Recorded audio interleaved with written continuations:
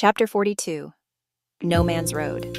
The road twisted through the boot heel of Missouri like a scar, narrow and worn with the ghosts of summer storms. Cotton fields stretched under a gray sky, brittle with late autumn air.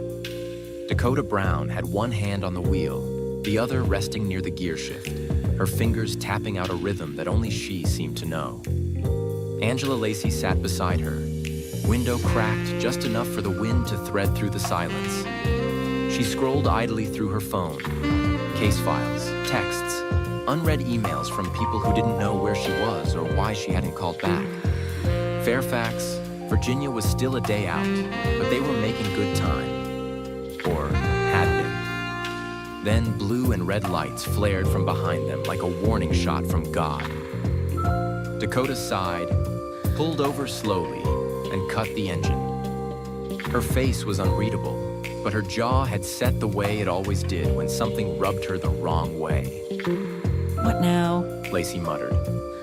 Dakota adjusted the rearview mirror and watched the trooper's silhouette approach, slow and deliberate. The man was tall, white, mid-40s maybe. His mirrored sunglasses made him look like a statue someone had left out of the rain too long. "Afternoon," he said, voice flat as the road. "License and registration." Dakota handed him her license without a word. He looked at it for half a beat, then leaned sideways to get a better look at the plate on the back of the black SUV. He walked back to his cruiser. 2 minutes passed, then 5. Lacey raised an eyebrow. You thinking what I'm thinking? Dakota gave a low grunt. Plates not coming up. They're federal fleet tags. Most states don't know how to read them. Sure enough, the trooper returned, his hand now resting conspicuously on the butt of his sidearm. "This vehicle's plate isn't registered in our system," he said. "Mind stepping out for a moment?"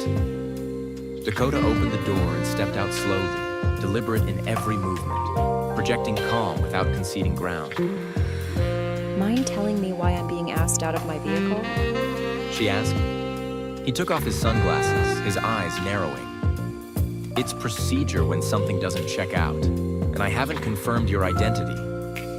Dakota looked him dead in the eye. Deputy United States Marshal Dakota Brown. This is Detective Angela Lacey from New Orleans PD Major Crimes, on assignment out of state. We're en route to Virginia under sealed directive.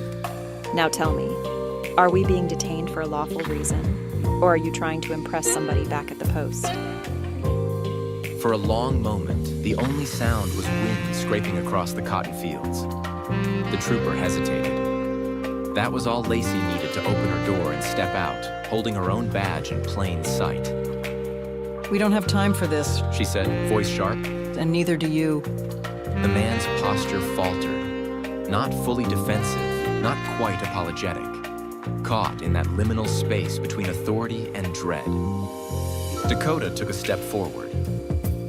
You pulled us over without cause. You failed to recognize federal plates, and you kept 2 law enforcement officers on the side of the road in a known trafficking corridor with minimal visibility and no backup. You know how bad that could look on paper? The trooper swallowed.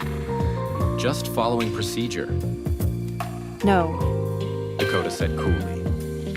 you weren't. He looked down, as if trying to rearrange the dirt with his boots. "I didn't know.